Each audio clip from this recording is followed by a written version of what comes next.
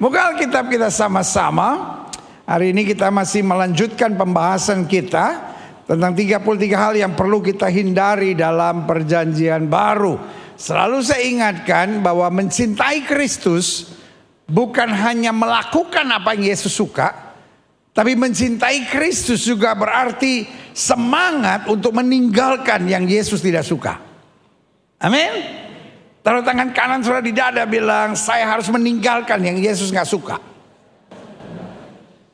Dan kalau saya bicara tentang yang Yesus gak suka, bukan sekedar perzinahan, kita tahu itu semua Yesus gak suka.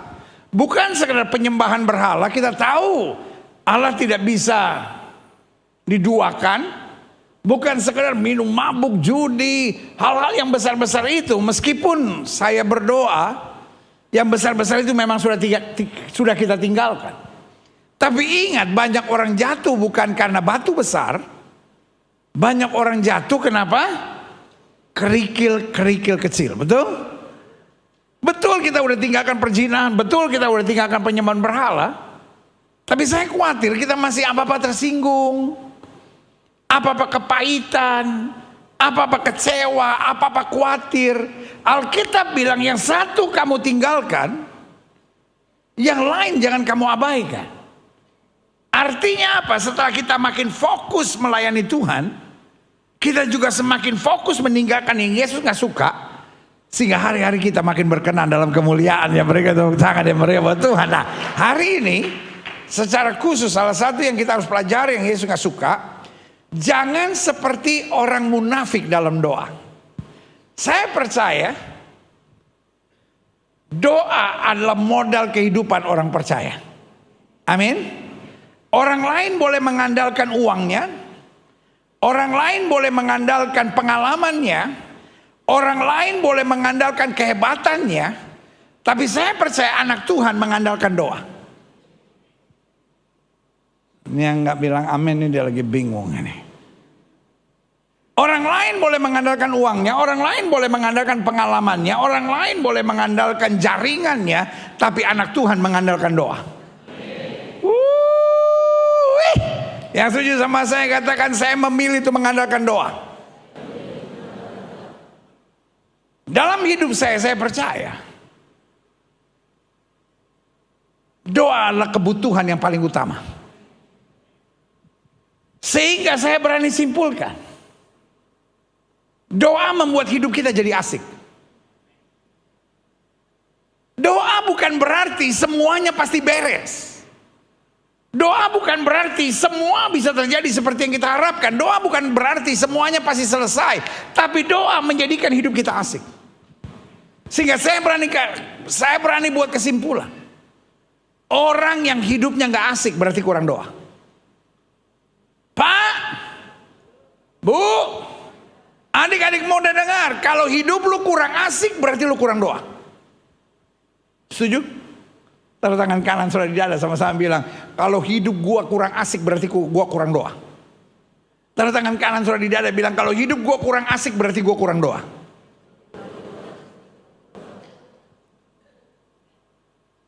Yusuf masalahnya banyak gak? Tapi hidupnya tetap asik.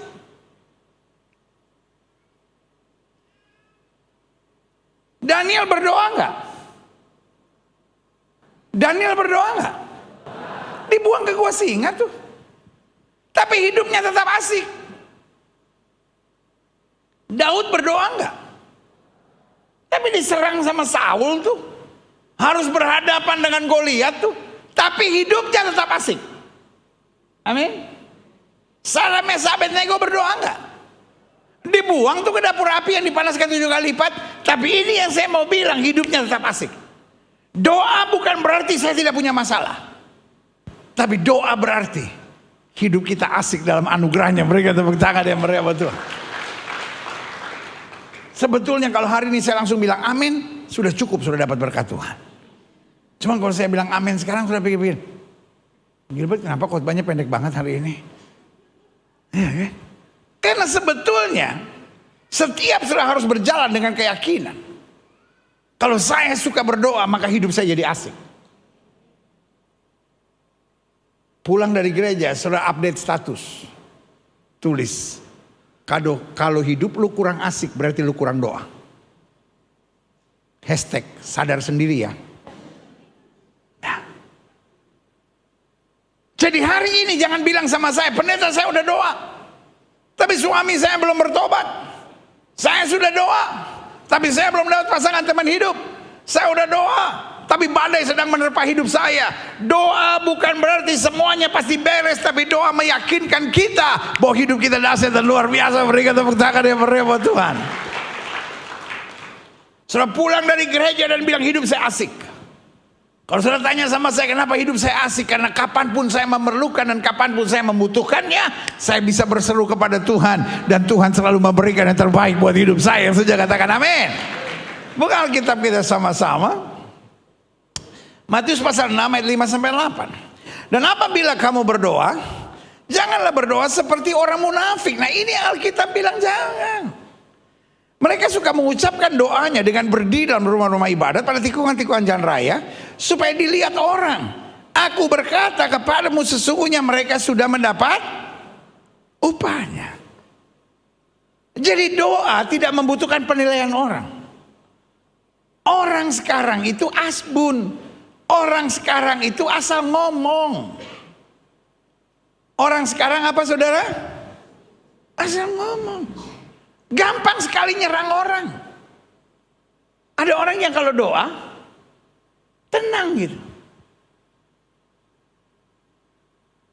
Tuhan, Engkau di atas, aku di bawah. Engkau di sorga, aku di bumi. Engkau jauh, aku dekat. Jauh dekat 3.500. Tapi ada orang yang kalau doa gemetar Tuhan. Orang yang ngerti langsung bilang, Pentakosta dia.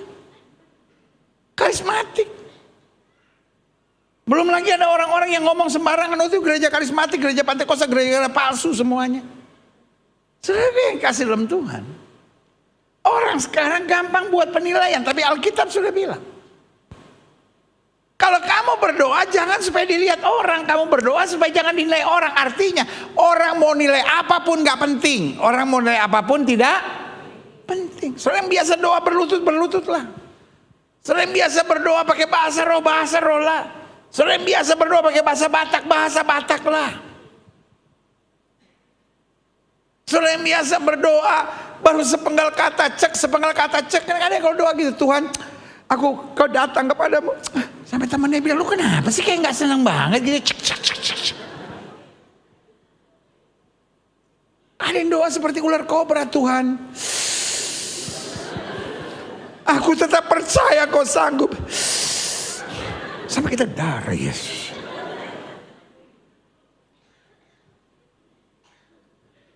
Tapi buat saya, engkau tidak berdoa dan membutuhkan penilaian orang. Engkau berdoa datang kepada Bapa. Dan itu juga mengajar kepada kita, jangan suka buat penilaian terhadap doa orang. Ada orang yang kalau berdoa sebentar-bentar, ya Bapa, aku berdoa ya Bapa, kiranya Engkau ya Bapa, datang kembali ya Bapa, untuk menolong aku ya Bapa, karena ya Bapa, ya Bapa, ya Bapa. Sama malaikat bilang, kebanyakan lu punya ya Bapa. Tapi kita berdoa bukan supaya dinilai orang. Mulai hari ini saya tidak lagi mau dengar ada orang yang bilang, aduh saya gak bisa berdoa. Setiap kita bisa berdoa. Sama-sama bilang setiap kita bisa berdoa. Karena yang menilai kita bukan manusia, tapi Bapa kita di sorga. Berikan tepuk tangan yang meriah buat Tuhan. Tapi jika engkau berdoa, masuklah ke dalam kamarmu, tutuplah pintu dan berdoalah kepada Bapamu yang ada di tempat tersembunyi. Maka Bapamu yang melihat yang tersembunyi akan apa? Membalasnya kepadamu. Tuhan tidak sedang bicara tentang lokasi doa, tapi Tuhan sedang bicara sikap hati doa.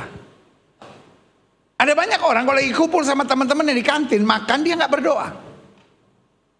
Kalau ada yang bilang lu kayak kebo, lu nggak berdoa sebelum makan. Alkitab bilang kalau berdoa kunci kamar. Alkitab nggak bilang berdoa di kantin. Berarti kalau doa di kantin Tuhan nggak dengar. Lu penafsiran Alkitab dari mana? Alkitab sedang mau ajarkan doa itu bukan pencitraan. Doa bukan apa? Pencitraan. Sama-sama bilang sama saya, doa adalah keperluan. Kenapa kita berdoa? Karena kita lemah. Kenapa kita berdoa? Karena kita terbatas. Kenapa kita berdoa? Karena kita bisa salah langkah. Kenapa kita berdoa? Karena kita hanya mau dekat dengan Tuhan dan menyenangkan hatinya. Berikan tepuk tangan ya, berikan buat Tuhan. Kita berdoa bukan supaya orang lihat kita Kristen. Kita berdoa bukan supaya orang lihat bahwa kita adalah orang baik. Kita berdoa bukan supaya orang melihat bahwa apapun yang kita kerjakan kita libatkan Tuhan di dalamnya. Tapi kita berdoa karena kita perlu Tuhan dalam hidup kita. Kita lemah. Kita terbatas. Kita bisa salah langkah. Kenapa kita berdoa? Kita mau selalu dekat dengan Tuhan dan menyenangkan hatinya. Yang saja katakan yeah. Amin. Klik. Lagi pula dalam doamu itu janganlah kamu bertele-tele. Seperti kebiasaan orang yang tidak mengenal Allah. Mereka menyangka bahwa karena banyaknya kata-kata doanya akan apa? Dikabulkan. Jadi janganlah kamu seperti mereka. Jangan munafik dalam doamu. Karena Bapamu, haleluya, mengetahui apa yang kamu perlukan sebelum kamu minta kepadanya. Ada orang yang bilang begini, if God knows everything, kalau Tuhan tahu segala-galanya, iseng banget Tuhan suruh saya berdoa. Makanya ada orang yang berdoa saya sebut scanner prayer. Tuhan, Engkau tahu segala sesuatunya. Nyatakan kemuliaan-Mu, amin. Dia ingin Tuhan nge-scan gitu isi hatinya. No. Tapi ada orang-orang yang kritis akan bertanya sama saya, kalau Tuhan sudah tahu segala sesuatunya, ngapain dia suruh kita minta? Tuhan iseng banget. Tapi hari ini saya jawab pertanyaan saudara. My God is not an iseng God. Tuhan saya bukan Tuhan iseng yang gak ada kerjaan. Tapi kenapa Tuhan udah tahu segala sesuatu, dia mau kita minta? Tuhan mau kita terhubung dengan dia. Sama-sama bilang sama saya, terhubung. Bukan untuk kepentingan Tuhan. Ada banyak orang yang berkata berdoalah karena Tuhan senang kalau anak-anaknya datang dan berdoa kepadanya. Saya mau beritahu kenapa Tuhan senang kalau kita berdoa. Karena doa membuat kita terhubung pada Tuhan. Sama seperti handphone. We have to connect to the power. Kita harus connect pada powernya. Karena kalau kita nggak connect to the power, maka handphone itu powerless. Handphone itu bisa kehabisan baterai. Kenapa Tuhan senang kita terhubung dengan Tuhan? Makin kita terhubung dengan Tuhan, setan nggak punya kesempatan untuk ganggu kita. Amin. Tuhan mau kita senantiasa terhubung dengan Dia. Sehingga kita tahu apapun yang terjadi, tidak ada yang terjadi secara kebetulan. Apapun yang terjadi, Tuhan sudah rencanakan dalam anugerah kemuliaan-Nya. Sudah katakan amin. Selanjutnya saya pelajari, klik. Kekristenan tidak dapat dipisahkan dari doa. Orang bisa menyebut dirinya Kristen, tapi kalau dia tidak berdoa, saya beri nama luarnya Kristen. Tapi dalamnya kekosongan. Makanya seorang filsuf berkata, doa adalah nafas orang Kristen. Orang Kristen yang tidak berdoa adalah orang Kristen yang tidak bernafas. Dan kalau orang Kristen tidak bernafas, artinya dia mati. Dia boleh ada di gereja, tapi di hadapan Tuhan dia mati. Klik. Saya coba simpulkan. Kenapa doa menjadi hal yang penting dalam iman Kristen kita? Ada banyak saudara yang menatap saya dan berkata, saya nggak berdoa tapi saya aman-aman saja. Ini cepat. Mayat ini mesti kembali dapat kehidupan baru dalam Kristus. Amin. Nah, karena saya pelajari, lewat doa kita melihat kemenangan. Kalau kita nggak berdoa, yang kita lihat cuma apa yang di depan mata kita. Makanya Alkitab bilang, inilah kemenangan yang mengalahkan dunia ini, yaitu iman kita. Orang yang berdoa adalah orang datang pada Tuhan dan dia tahu persis Tuhan adalah sumber kemenangan. Apa artinya kita menerima tubuh dan darah Kristus? Kita tahu Yesus sudah mati buat kita. Yesus sudah curahkan darah buat kita. Yesus sudah bayar lunas. Sama-sama bilang sama saya, bayar lunas. Saudara di rumah ketik live chat saudara, bayar lunas. Yes, bayar lunas. Yes, bayar lunas. Yes, bayar lunas. Tetapi iblis mau kita hanya melihat keadaan. Wah, suami saya begini, wah istri saya begini, wah keadaan rumah tangga saya begini, wah ekonomi saya begini, wah bisnis susah, situasi politik berat, waduh masa muda hari-hari ini, pendeta banyak orang-orang jahat, pendeta banyak orang-orang pemfitnah, pendeta banyak orang-orang pengkhianat, pendeta. Tapi hari ini saya mau bilang, doa membuat kita melihat kemenangan. Doa membuat Paulus dapat berkata, aku tahu kepada siapa aku percaya, aku yakin dia berkuasa. Yang kedua saya pelajari, why prayer is so important? Karena lewat doa kita mendengar suara Tuhan. Ada banyak orang pikir doa saya ngomong sama Tuhan. Tapi saya mau bilang doa adalah sarana komunikasi kita sama Tuhan. Bayangkan what is a privilege. Kita bisa ngomong sama gubernur, itu udah asik. Kalau sudah ada masalah bisa ngomong sama Kapolda, itu asik. Sudah punya masalah dan bisa ngomong sama Jaksa Agung, sama Ketua Mahkamah Agung, itu luar biasa. Tapi hari ini saya mau bilang, kita bisa ngomong sama Tuhan dan segala Tuhan, Raja dan segala Raja. Berikan tepuk tangan yang meriah buat Tuhan. If we know the importance of prayer, kalau kita tahu pentingnya makna doa, selalu saya bilang terlalu bodoh kalau kita tidak berdoa. Bu, ibu aja kalau ada masalah, biasanya senang ngomong sama suami. Dan selalu saya bilang, istri yang kalau ada masalah curhat sama suami, itu istri yang hebat. Ada yang bilang amin, gak apa-apa. Istri yang kalau ada masalah cuma curhat sama suami, itu hebat. Istri kalau ada masalah cuma curhat sama suami, itu istri yang hebat.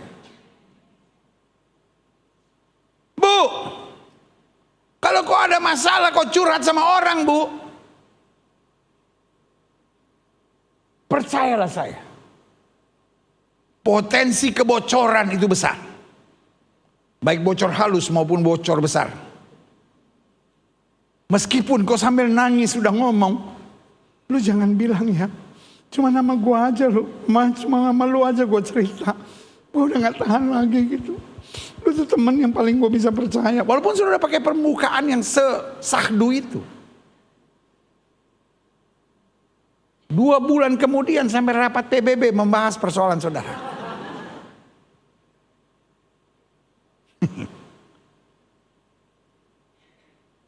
Orang yang paling bisa jaga rahasia itu suami saudara. Saudara kalau cerita sama suami nggak mungkin bocor kemana-mana. Dia dengerin aja belum tentu kok. Dia cuma 15 menit kemudian tanya, tadi aku cerita apa? Emang kamu cerita?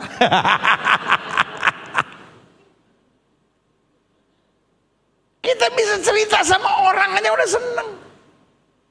Seorang psikolog bilang begini, kalau kita bisa cerita masalah kita dengan orang yang tepat, maka setengah dari masalah kita sudah hilang. Baru cerita, belum dapat masukan. Tapi saya mau bilang sama saudara, kalau saya cerita sama orang yang salah, bisa-bisa 2 kali lipat masalah menimpa saudara. Tapi ini yang saya jelaskan, kalau kita ngomong sama Tuhan, kita dengar suara Tuhan, maka yang ada damai sejahtera, kekuatan dan sukacita. Berikan tepuk tangan yang meriah buat Tuhan. Makanya selalu saya bilang terlalu rugi kalau kita nggak suka doa. Dan yang ketiga, mengapa doa itu penting? Karena lewat doa kita mengalami tuntunan Tuhan. Daud bilang, Tuhan adalah gembalaku, takkan kekurangan aku.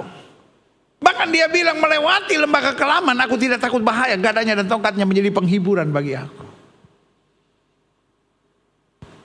Orang bertindak biasanya 2 hal. Yang pertama karena suara orang banyak, yang kedua karena naluri. Tapi anak Tuhan tidak bertindak karena suara orang banyak. Anak Tuhan tidak bertindak berdasarkan naluri. Tapi anak Tuhan bertindak berdasarkan tuntunan Tuhan. Sama-sama bilang sama saya perlu tuntunan Tuhan. Sama-sama bilang sama saya perlu tuntunan Tuhan. Sama-sama bilang saya perlu tuntunan Tuhan. Satu kali murid-murid Yesus berhadapan dengan masalah. Karena 5.000 orang bersama dengan Yesus. Tapi sampai satu hari akhirnya mereka kehabisan bahan makanan. Mereka kehabisan segala sesuatu.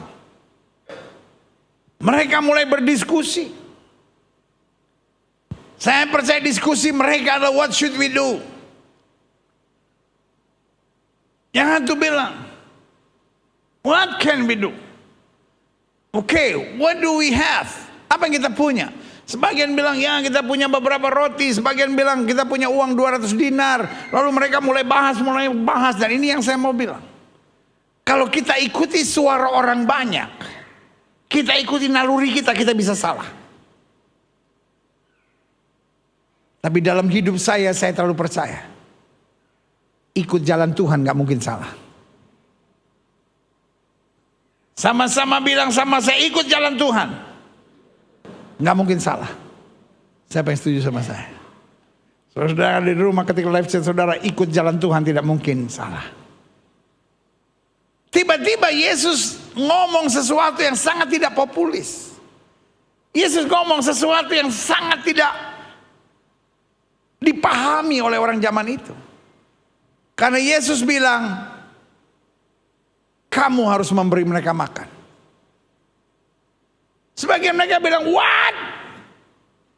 Tapi ini yang saya mau bilang. Yesus bukan hanya berikan tuntutan, tapi Yesus beri tuntunan. Bu, suami kasih tuntutan atau tuntunan, Bu? Nuntut dulu dia pendeta. Suruh masak ini, suruh begini. Gaji kepotong terus. Pak, istri beri tuntutan atau tuntunan, Pak?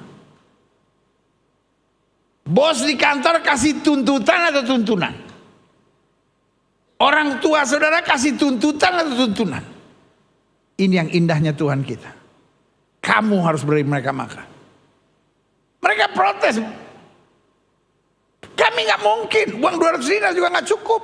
Artinya uang di kas kami cuma 200 dinar. Gak cukup untuk membelanjakan mereka roti. Yesus bilang berapa roti yang ada pada kamu, coba periksa. Petrus langsung bilang ada 5 keturunan roti dan 2 ekor ikan. Tapi apa artinya untuk orang sebanyak ini? Saudaraku,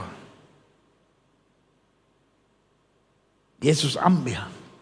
Yesus ucapkan syukur. Dia beri makan 5.000 orang laki-laki, belum termasuk wanita dan anak. Sampai perahunya, sampai semuanya sisa 12 bakul. Dan masing-masing pulang bawa bakul yang penuh berkat. Berikan tepuk tangan yang meriah buat Tuhan. Amin. Pak, jangan bilang gak ada jalan. Ibu, jangan bilang gak ada jalan. Adik-adik muda, jangan bilang gak ada jalan. Doa. Minta tuntunan Tuhan yang mengarahkan saudara di jalan-jalan kedahsyatannya. Haleluya. Selanjutnya, why prayer is so important? Yang pertama, karena lewat doa kita melihat kemenangan. Lewat doa kita mendengar suara Tuhan. Lewat doa kita mengalami tuntunan Tuhan. Dan lewat doa kita menyadari kesalahan kita serta hal-hal yang perlu kita perbaiki, yang membuat kita berputar pada sebuah circle yang itu-itu aja dan gitu-gitu doang. Karena kita sibuk mengkoreksi orang, tapi lupa membangun peningkatan pada diri kita. Halo, kita sibuk apa saudara? Kita sibuk apa saudara? Mengkoreksi orang, sampai lupa membangun peningkatan di dalam diri kita. Kita sibuk apa saudara? Sampai lupa apa? membangun peningkatan di dalam diri kita. Menjumpai kesalahan siapapun tidak berarti banyak dalam hidup kita. Nggak ada gunanya kita robah semua orang. Banyak istri kan bilang, suami saya nggak benar sih pendeta. Mertua saya nggak benar sih pendeta. Mau benar atau nggak benar biarkan. Tapi tugas kita memancarkan kasih Tuhan. Hanya orang-orang yang suka berdoa, yang selalu mau membuat peningkatan dalam dirinya. Daud ketika dia buat salah, dia cuma bilang, I have sinned before you God. Aku bersalah di hadapan Tuhan. Kenapa masalah rumah tangga beres? Karena istri selalu bilang, suami saya salah. Suami bilang, istri saya salah. Sehingga doa kita berbunyi, Tuhan robah dia, robah dia, robah dia. Sekarang saya mau tanya, jawab jujur ya. Siapa yang tidak pernah berdoa? Dengar kalimatnya baik-baik. Siapa yang tidak pernah berdoa? Tuhan robah suami saya. Tuhan robah istri saya. Tuhan robah keadaan ini. Tuhan robah, Tuhan robah, Tuhan robah. Siapa yang enggak pernah? 1, 2, 3, 4, 5. Enggak saya lagi hitungin yang enggak pernah. Siapa yang kalau berdoa sebentar-bentar Tuhan robah istri saya, Tuhan robah suami saya? Siapa yang tangannya lagi sakit? Kalau kita mau jujur, banyak suami doanya Tuhan robah istri saya. Buat suami-suami yang suka berdoa Tuhan robah istri saya. Pertanyaan saya, udah dijawab Tuhan belum? Udah dijawab belum? Saya mau bilang sampai Tuhan Yesus datang juga nggak dijawab. Karena persoalannya bukan istrimu, tapi persoalannya adalah dalam dirimu sendiri. Istri-istri yang suka berdoa Tuhan robah suami saya. Pertanyaan saya, udah dirubah belum? Sampai Tuhan Yesus datang juga gak mungkin doamu dipuaskan. Karena intinya bukan bagaimana dia berubah, bukan bagaimana keadaannya berubah, tapi bagaimana sayanya kuat. Maka saya akan melihat kemuliaan Tuhan dinyatakan dalam segala keadaan. Dan saya katakan amin. Jadi mulai hari ini, perintah saya sebagai gembala buat jemaat yang olehnya Tuhan percayakan untuk saya gembalakan. Apapun yang terjadi, jangan pernah berdoa Tuhan robah bos saya, Tuhan robah orang tua saya, Tuhan robah mertua saya. Tapi change your prayer.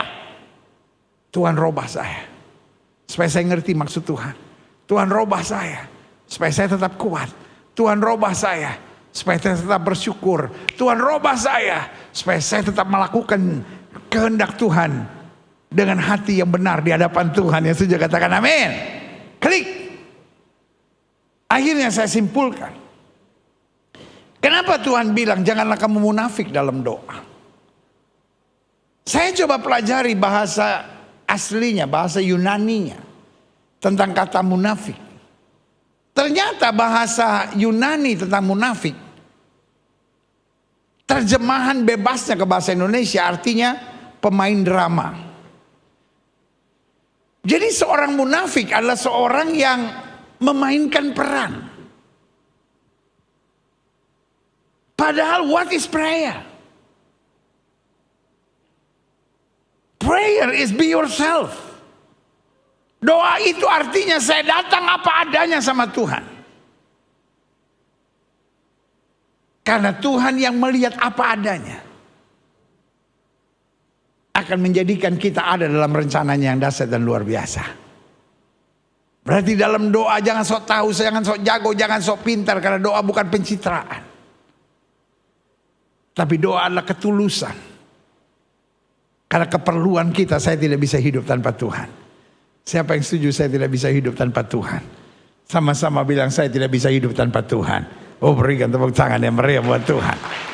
Nah, saya coba pelajari yang perlu kita mengerti tentang doa orang benar. Kenapa doa orang benar tidak boleh seperti orang munafik? Yang pertama, karena doa orang benar adalah doa yang sendiri bersama Tuhan. Coba lihat ayat ini. Tetapi jika engkau berdoa, masuklah ke dalam kamarmu, Tutuplah pintu dan berdoalah kepada Bapamu yang ada di tempat tersembunyi, maka Bapamu yang melihat yang tersembunyi akan apa? Membalasnya kepada. Sekali lagi, doa bukan soal lokasinya. Saudara lagi di kereta boleh berdoa enggak? Saudara masuk kantor boleh berdoa enggak? Saudara di tempat umum boleh berdoa enggak? Tapi bukan supaya dilihat oleh mereka, tapi karena kita sadar betul bahwa kita nggak bisa tanpa Tuhan. Saya perhatikan orang sekarang urat malunya udah putus. Orang sekarang apa saudara?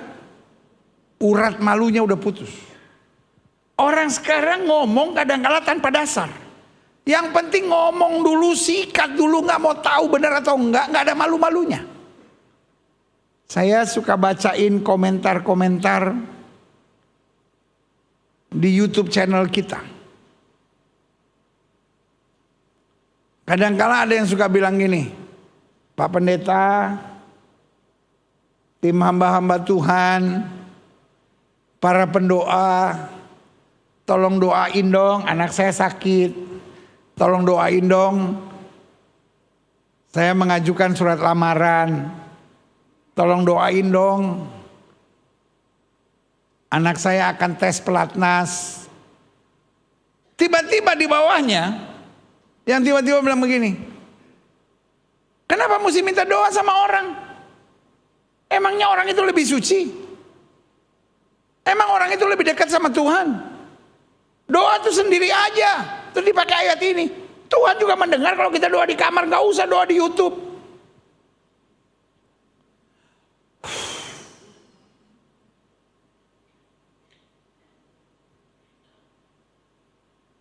Kedengarannya masuk akal. Tapi pertanyaan saya, salah gak minta doa sama orang?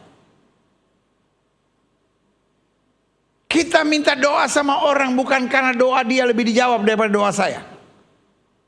Kita minta doa sama orang bukan berarti dia lebih suci dari kita. Kita minta doa sama orang karena Alkitab bilang 2 orang sepakat meminta apapun Tuhan mengabulkan dari sorga. Amin. Kita minta doa sama orang bukti kerendahan hati kita.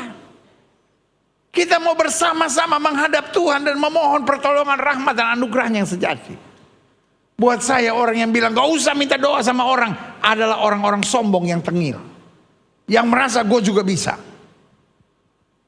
Tetapi yang saya percaya adalah orang yang mau merendahkan diri di hadapan Tuhan, dia justru menerima anugerah Tuhan yang luar biasa. Berikan tepuk tangan yang meriah.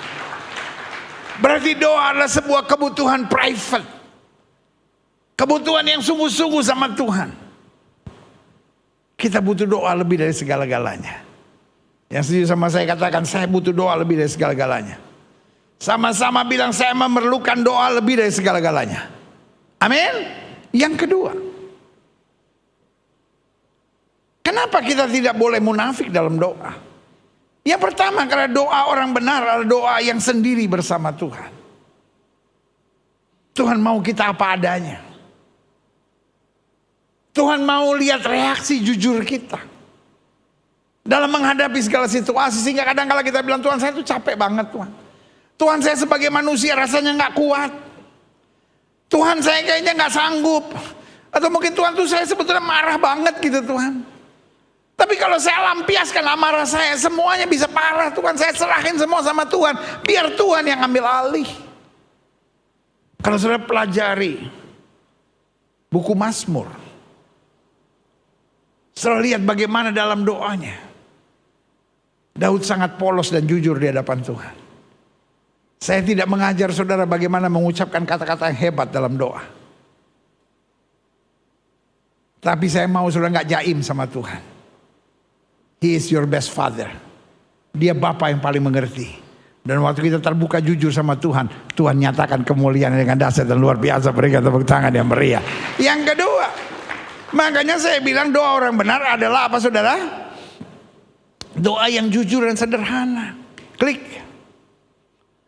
Lagi pula dalam doamu itu jangan kamu bertele-tele. Jangan kamu sok jago, sok pinter, sok pandai merangkai kata-kata seperti kebiasaan orang tidak mengenal Allah.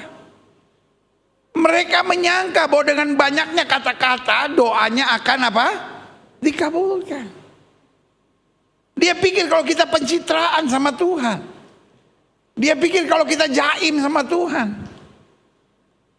Dia pikir kalau kita tunjuk jago sama Tuhan, maka Tuhan akan kagum lihat kita. Waduh, hebat nih orang ini. Tidak ada orang yang begitu hebat sampai dikagumi oleh Tuhan. Karena kita dalam doa tidak mencari pujian Tuhan, tapi kita dalam doa mencari perkenanan Tuhan. Waktu kita datang jujur apa adanya sama Tuhan. Orang kusta datang pada Yesus dan dia bilang, Tuhan, jika Tuhan mau, Tuhan dapat mentahirkan aku. Dengan lain kata dia mau bilang, jalan apapun aku tidak bisa tertolong. Hanya tanganmu yang kuat yang dapat menyelesaikannya bagiku. Berikan tepuk tangan yang meriah buat Tuhan. Yang terakhir, saya undang pemain musik maju ke depan. Adapun yang perlu kita mengerti tentang doa orang benar, sehingga olehnya kita tidak bisa berlaku munafik. Yang pertama, karena doa orang benar adalah doa yang sendiri bersama Tuhan. Your private relation with God. Yang kedua, doa orang benar, doa yang jujur, doa yang sederhana, doa yang apa adanya. Dan yang ketiga, doa yang benar disertai keyakinan bahwa Allah mengerti hati kita. Coba lihat ayat ini, klik. Jadi janganlah kamu seperti mereka, karena Bapamu mengetahui apa yang kamu perlukan sebelum kamu minta kepadanya. Buat orang Yahudi, doa itu sesuatu yang dihafal. Buat orang Yahudi, doa itu sebuah ritual belaka yang harus mereka jalani. Tetapi Yesus bilang, kamu jangan seperti mereka.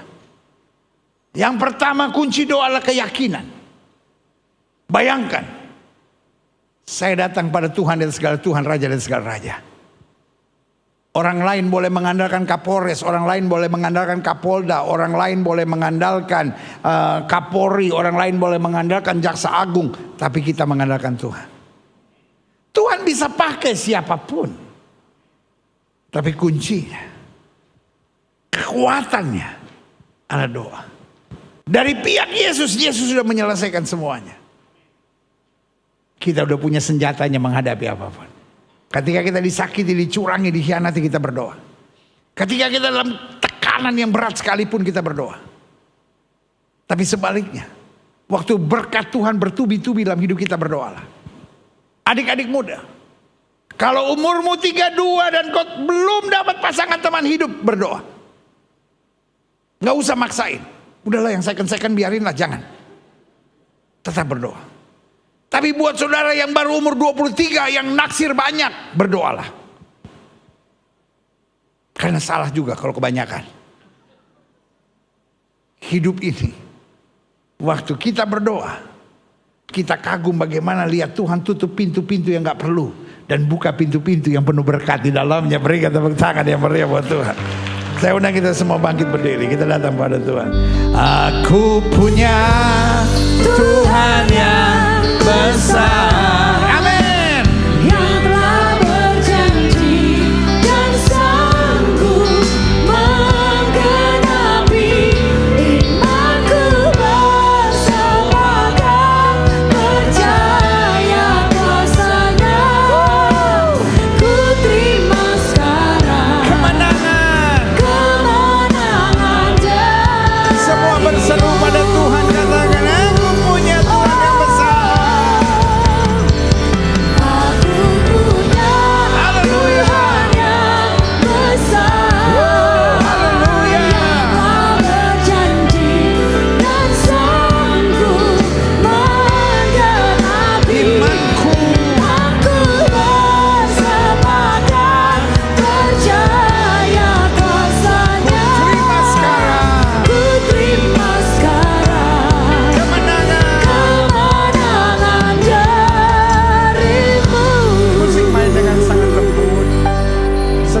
Terpejam, setiap kepala tertunduk, setiap hati terangkat pada Tuhan.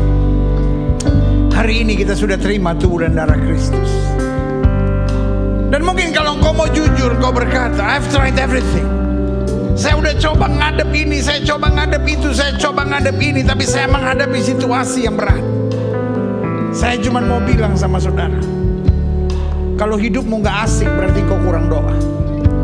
Doa tidak membuat semuanya jadi beres, tapi doa membuat dalam segala situasi kau tenang.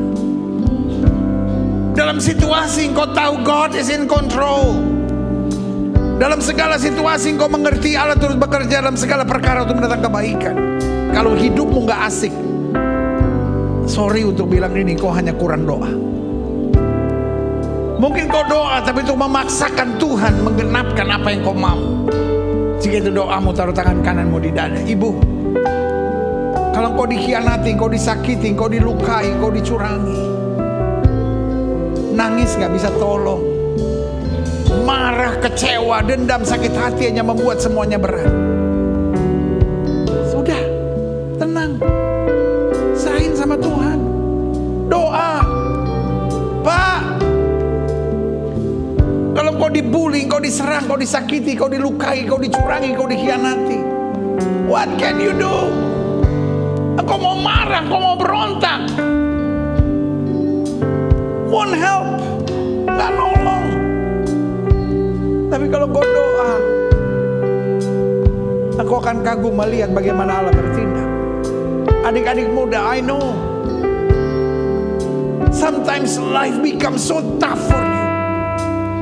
Kadang-kadang cerita di hati saudara cuman, is there God in my life? Tuhan tuh ada gak sih sebetulnya? Saya gak perlu tahu kapan Tuhan tolong saya, kapan Tuhan bertindak, tapi saya tahu apapun yang terjadi, everything happen for a reason. Serahin sama Tuhan. Dalam doa engkau bisa dengar suara Tuhan, engkau bisa rasakan tuntunannya. Jika itu doamu, taruh tangan kananmu di dada. Mungkin kau berkata, afraid, saya udah doa. Jawaban saya sederhana, tetap doa, tetap doa, tetap doa, sampai kau melihat kemuliaannya dinyatakan. Jika itu doamu, taruh tangan kananmu di dada. Setiap saudara ingin didoakan, taruh tangan kanan saudara di dada. Boleh angkat tangan dua-dua tinggi-tinggi. Papa, sekarang aku ngerti modal utama dalam hidupku hanyalah doa. Berikan aku menjadi orang-orang yang semangat untuk berdoa. Karena doa yang memberi damai, doa yang memberi ketenangan, doa yang memberi tuntunan, doa yang memberikan kemenangan dalam hidup kami. Hari ini kami hanya berkata, Yesus, kami hanya mau berdoa. Jangan apa-apa gergetan, jangan apa-apa emosi, jangan apa-apa mau bertindak sendiri. Serahkan kekhawatiranmu kepadanya, sebab dia akan memelihara kamu. Terima kasih Bapa. Adik-adik muda berdoalah. Pak, Bu, berdoalah. God is real. Might be you can see Him. Mungkin kau gak bisa lihat, but He's so real. Thank you Father. Berikan kami hati yang selalu mau berdoa, karena itu yang menguatkan kami, itu yang menuntun kami, itu yang menggairahkan kami. Khususnya di masa-masa yang keras seperti hari-hari, doa membuat kami tenang, doa membuat hidup kami asik. Terima kasih Bapa. Yang membutuhkan mujizat, yang sakit, janjimu oleh bilur-bilur Kristus kami percaya sudah dijamah dan disembuhkan Tuhan. Karena itu kami yang sudah menerima tubuh dan darah Kristus hari ini, kami imani penyakit kami sudah disembuhkan, mujizat sudah disediakan, kemenangan Tuhan nyatakan dalam hidup kami. Haleluya. Oh, kami bersuka cita, kami bersorak-sorai. Terima kasih Bapa. Hamba mengasihi jemaatmu satu persatu. Apa yang Tuhan taruh di hati hamba sudah hamba sampaikan bagi umatmu. Hamba doa firman termeterai, apa saja yang mereka kerjakan dibuat Tuhan berhasil. Hidup kami boleh selalu menyenangkan hati Tuhan. Bangsa negara kami Indonesia, selamatkan ya Allah, damai sejahtera di Indonesia. Umat mayoritas di bangsa ini Tuhan bimbing, Tuhan tuntun, Tuhan bawa pada damai sejahtera dan keselamatan. Bapak Presiden, Wakil Presiden, para menteri, pejabat di pusat dan di daerah, para gubernur, para wali kota, para bupati, para polisi, para tentara, Kapolri dan Panglima TNI. Bapak, jaga para pemimpin dan aparat penegak hukum di bangsa kami dengan kasih dan kuasa-Mu. Sehingga kalau Tuhan jumpai ada kecurangan, ada kejahatan, Tuhan yang bertindak dengan cara Tuhan, sehingga tetap hanya yang terbaik yang boleh menjadi gubernur, wali kota, bupati di daerah-daerah tercinta kami di seluruh wilayah Indonesia. Berikan kepada para pemimpin dan aparat penegak hukum di bangsa kami hati yang takut akan Tuhan, hikmat surgawi, sehingga apa saja yang mereka kerjakan dibuat Tuhan berhasil. Indonesia makin hari makin baik, Indonesia makin hari makin maju. Terima kasih Bapa. Kalau Tuhan jumpai ada kutuk, ada kuasa kegelapan di bangsa ini, Tuhan yang hancurkan dengan kuasa darah-Mu. Jaga Indonesia dalam damai sejahtera, jaga Indonesia dalam persatuan dan kesatuan. Rancangan-rancangan kerusuhan, rancangan-rancangan kekacauan, rancangan-rancangan adu domba kami tolak, kami patahkan di dalam nama Yesus. Kami percaya berkat Tuhan atas Indonesia. Karena Indonesia ada di hatinya Tuhan. Apa saja yang Tuhan mau atas Indonesia pasti jadi. Apa saja yang Tuhan tidak mau atas Indonesia tidak akan jadi. Gereja-gereja di mana-mana tempat Tuhan biarlah nyatakan kemuliaan-Mu. Gereja-Mu di tempat ini, Gereja Bethel Indonesia Global Fellowship Center, Tuhan pakai terus untuk menegakkan kerajaan Allah dalam kebenaran dan kasih. Dan akhirnya setiap kami yang menerima firman, biarlah kami diingatkan senantiasa untuk tetap menjadi orang-orang yang berdoa dengan hati yang tulus, hati yang bersih. Sehingga dengan semangat kami mentuntaskan amanat agung Kristus, pergi beritakan Injil kepada setiap makhluk. Di dalam nama Yesus kami berdoa dan kami siap jadi pelaku-pelaku firman. Yang siap jadi pelaku-pelaku firman, sama-sama kita katakan amin. Beri tepuk tangan yang meriah buat Tuhan. Silahkan duduk. Tuhan memberkati Bapak Ibu Saudara sekalian. Haleluya. Kitalah orang-orang berbahagia itu, karena orang-orang berbahagia adalah orang menerima firman dan mempraktekkannya dalam kehidupannya sehari-hari. Haleluya, puji Tuhan.